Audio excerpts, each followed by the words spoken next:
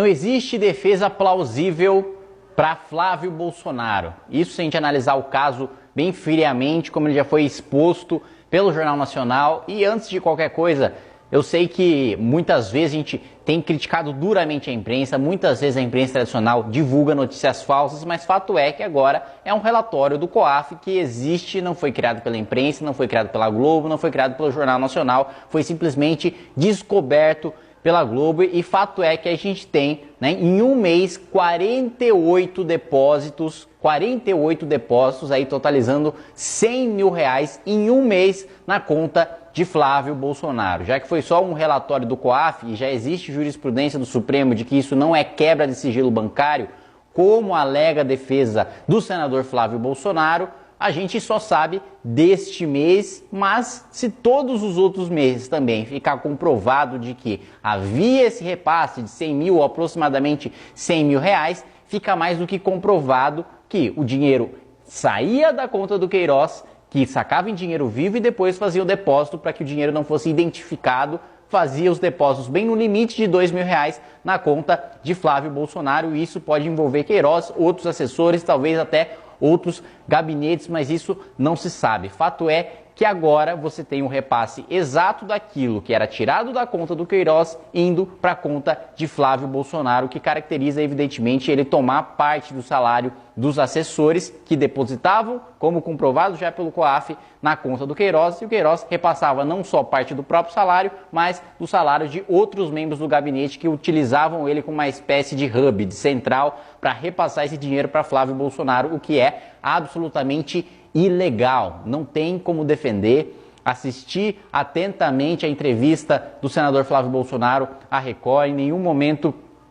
ele cita nenhum tipo de defesa em relação a esse relatório, mesmo porque acredito que a entrevista tenha sido gravada antes da divulgação do Jornal Nacional, mas o que só complica a sua situação, porque ele nega veementemente qualquer tipo de envolvimento, ele diz que não vão encontrar nenhum tipo de ligação, quando no mesmo dia, 15 minutos antes da sua entrevista ir ao ar, você tem a divulgação clara de que não só ele tem envolvimento, mas tem envolvimento direto. O dinheiro ia para a conta dele. Não tem nem como dizer que é um laranja, não tem nem como dizer que é de outra pessoa, que não tem nome, que não passou recibo, porque foi diretamente para a conta dele. E você fazer 48 depósitos de 2 mil reais, gente, não existe reação, não existe resposta plausível para que isso esteja dentro da legalidade. Isso com certeza atrapalha o governo Bolsonaro, isso com certeza atrapalha todo esse processo de renovação e esperança que a gente vinha tendo das eleições do ano passado. É uma extrema decepção a gente ter um resultado desses, mas como a gente sempre deixou bastante claro dentro do Movimento Brasil Livre, não interessa quem seja, tem de ser investigado, sendo denunciado pelo Ministério Público, se tornando réu e comprovando que de fato isso aconteceu, como tudo indica que aconteceu, acho que agora é absolutamente inegável, tem de pagar pelos seus crimes, eventualmente com pena de prisão. Acho que a gente tem de ser bastante claro, tem de ser bastante duro, tem de manter a postura coerente como a gente sempre manteve, porque ficar passando pano, ficar negando os fatos, querer jogar isso, não, é culpa da imprensa. Olha, não tem movimento que brigou mais com a imprensa do que o Movimento Brasil Livre. Não tem movimento que mais expôs notícias falsas da imprensa do que o Movimento Brasil Livre. Mas isso é fato. Isso não é uma criação da imprensa, é um relatório que está dado, foi descoberto, já está exposto, já está público e que mostra muito claramente 48 vezes depósitos, exatamente no limite em que você pode fazer o depósito para você não indicar a origem desse dinheiro. Ao mesmo tempo, sistematicamente, você também tem a prova do dinheiro dos assessores sendo repassados para o Queiroz e o dinheiro do Queiroz sendo repassado para o Flávio Bolsonaro. A gente também tem de lembrar que também tem um repasse comprovado para a primeira-dama Michele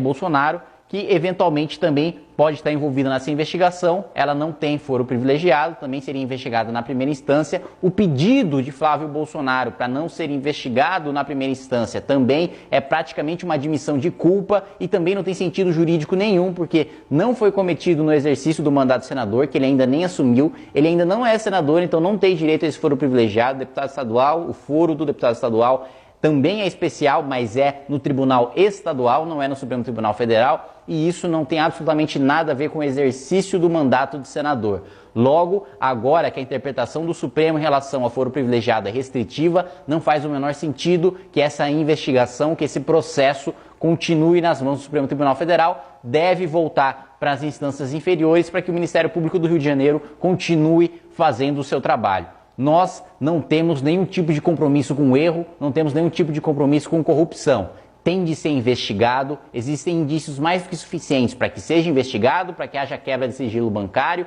para que se descubra se isso era sistemático ou não era sistemático, para quem que esse dinheiro ia, se continua no Flávio Bolsonaro ou se expande para outros membros da família ou outros amigos, para que todos sejam punidos com todo o rigor da lei. Inscreva-se no nosso canal youtube.com/mblivre. Precisamos